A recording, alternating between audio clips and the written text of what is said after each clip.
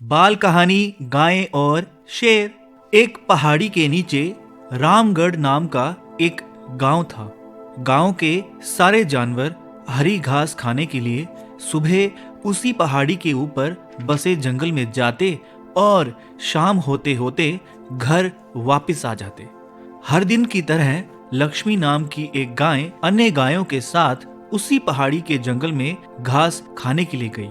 वह हरी घास खाने में इतनी ज्यादा प्रसन्न हो गई थी कि वो कब एक शेर की गुफा के पास पहुंच गई उसे पता भी नहीं चला। शेर अपनी गुफा में सो रहा था और वो पिछले 2 दिनों से भूखा भी था।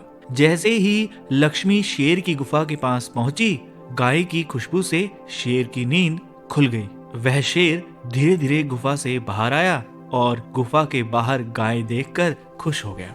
शेर ने मन ही मन सोचा कि आज उसकी 2 दिनों की भूख मिट जाएगी। वो इस तंदुरुस्त गाय का ताजा मांस खाएगा और ये सोचकर उसने एक तेज दहाड़ लगाई।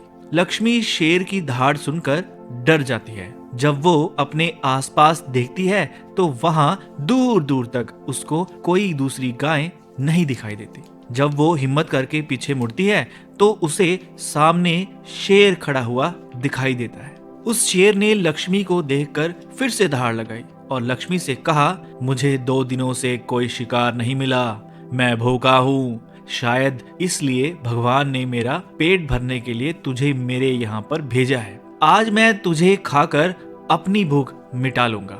शेर की बात सुनकर लक्ष्मी डर जाती है। वो रोते हुए शेर से कहती है, मुझे जाने दो, मुझे मत खाओ। मेरा एक छोटा बच्चा है जो अभी सिर्फ मेरा ही दूध पीता है और उसे घास खाना अभी तक नहीं आया है। लक्ष्मी की बात सुनकर शेर हंसते हुए कहता है, तो क्या मैं अपने हाथ में आए शिकार को ऐसे ही जाने दूंगा? मैं तो आज तुझे खाकर अपनी 2 दिनों की भूख मिटाऊंगा। शेर के ऐसा कहने पर लक्ष्मी उसके सामने रोने लगी और विनती करते हुए कहती है कि आज मुझे जाने दो। मैं आज अपने बछड़े को आखिरी बार दूध पिला दूंगी और उसे बहुत सारा प्यार करके कल सुबह होते ही तुम्हारे पास आ जाऊंगी। फिर तुम मुझे खा लेना और अपना भूखा पेट भी भर लेना।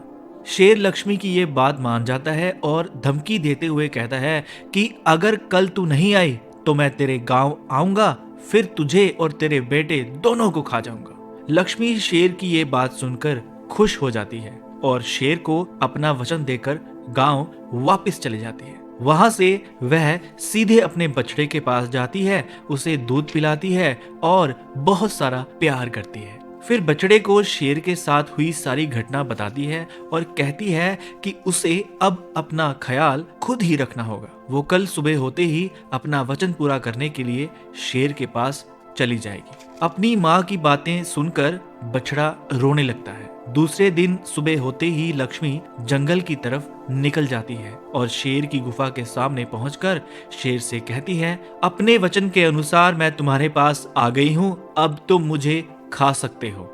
गाय की आवाज सुनकर शेर अपनी गुफा से बाहर निकलकर आता है और भगवान के अवतार में प्रकट होते हैं। वो लक्ष्मी से कहते हैं, मैं तो बस तुम्हारी परीक्षा ले रहा था। तुम अपने वचन की पक्की हो, मैं इससे बहुत प्रसन्न हूँ। तुम अब अपने घर और बछड़े के पास वापस जा सकती हो। इसके बाद वे उस गाय को गौ माता होने का वरदान देते हैं और उसी दिन के बाद से सभी गायों को गौ माता कहना शुरू कर देते हैं। कहानी से सीख, हमें जान की बाजी लगाते हुए भी अपने दिए हुए वचन को पूरा करना चाहिए। यही हमारे दृढ़ व्यक्तित्व को दर्शाता है। आशा है कि आपको हमारी ये कहानी पसंद आई होगी। अगर आपको हमारी ये कहानी पसंद आई है तो हमें कमेंट बॉक्स में कमेंट करके जरूर बताइएगा कि आपको ये कहानी कैसी लगी। मिलते हैं बहुत जल्द एक और कहानी के साथ। तब तक के लिए नमस्कार।